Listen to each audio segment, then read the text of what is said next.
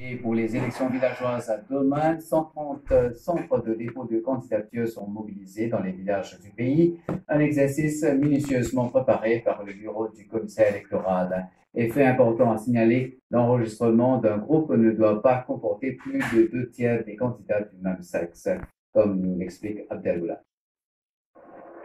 Ils seront 130 villages à travers Maurice mobilisés ce samedi 31 octobre pour le dépôt de candidature en vue des prochaines élections villageoises. Les 130 nomination centers, soit un par village, ouvriront leurs portes aux candidats de 9h à 15h. Pour finaliser cette étape, les réunions se sont enchaînées ce vendredi au bureau du commissaire électoral à Port-Louis, notamment avec les membres de l'Electoral Supervisory Commission.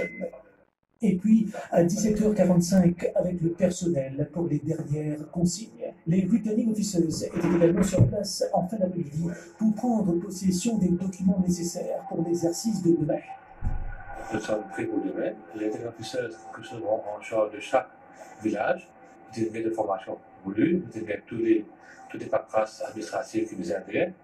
Et je peux épauler par une équipe de 10 à 12 personnes dans chaque école qui me servir comme lieu pour le dépôt de candidature. Et aussi, on a un appel aux candidats et aux groupes de venir dans l'ordre de la discipline.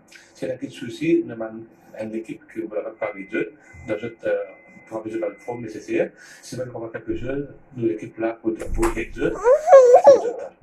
Le bureau du commissaire électoral tient à préciser que le nombre de candidats du même sexe au sein d'un groupe ne doit pas dépasser les 2 tiers. Pour gender choix un groupe, normalement, c'est pour un groupe qui permet plus de candidats pour ça. Normalement, la loi prévoit que 2 tiers, pas plus de 2 tiers de ce groupe-là, qui vient de même sexe. Alors, quand on peut faire un petit tableau, si vous venez avec 9 candidats, ça veut dire qu'il n'y a pas besoin d'un 6 ou bien 3 ou bien 5 ou 4. Parce que dans 9, sur 2 tiers, c'est 6. Et si moins nous fait quitter un table, tout le monde est officieuse, Venez. Comment les connaître? Les candidats peuvent déjà télécharger le nomination paper qu'ils doivent déposer ce samedi en allant sur le site internet du bureau du commissaire électoral, soit electoral.gov.mu.org. Au moment de l'enregistrement, le formulaire dûment rempli doit être signé également par 2 électeurs du même village. La présentation de la carte d'identité nationale du candidat est obligatoire. Un dépôt de 250 roupies doit accompagner la soumission d'un formulaire. Et si un candidat va briller le suffrage sous un groupe ou une alliance, il doit présenter un certificat de cette formation pour valider sa candidature. Le scrutin du 22 novembre 2020 va aboutir à l'élection de 9 conseillers pour chacun des 130 village councils que compte le pays. Et en ce qui concerne les élections générales de l'année dernière, Shah Javed Kadaron a fait une demande au chef juge pour retirer sa pétition électorale contre l'élection de Pravin Jagdot dans la circonscription numéro 8.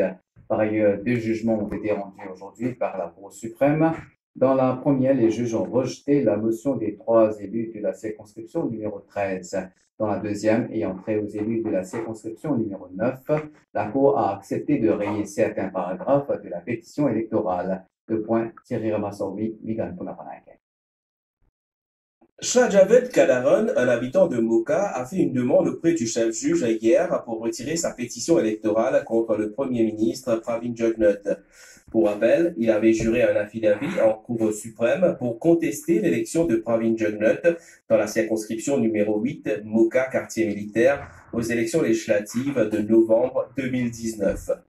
D'autre part, dans une décision rendue ce vendredi matin, la Cour suprême a rejeté la demande des élus du numéro 9, soit Soudi Amadou, Darsanan Balgobin et Sanjit Nokchedi pour le gel de la pétition électorale de Anil Bechou du Parti travailliste. Les juges Iqbal Magoa et Sitoel Tulsi ont toutefois statué en faveur des 3 demandeurs pour rayer certains paragraphes de la pétition électorale du défendeur. Il s'agit des paragraphes 11 à 22 portant sur la compilation du registre électoral et de la date des élections, mais aussi des paragraphes 31 à 33 sur la partialité d'au moins un officier électoral. Par contre, les juges ne sont pas intervenus dans les paragraphes 34 à 52 portant sur le transfert des bulletins. Autre décision de justice ce vendredi, la Cour a rejeté la motion des élus de la circonscription numéro 13, Rivière-des-Anguilles-Souillac. Les juges Véronique Kwok et Renouka Debi ont statué que la question de gel de la pétition électorale, en attendant que la demande de révision judiciaire de Rochibadin soit entendue, ne se pose plus, puisque la dite demande a déjà été rejetée. À présent, les principales décisions du Conseil des ministres. La Landlord and Tenant Act sera amendée afin de faire provision pour la prolongation jusqu'au 31 décembre 2021 de la période jusqu'à laquelle la loi continuera de s'appliquer aux locaux commerciaux loués au plus tard le 1er juillet 2005. Le Conseil des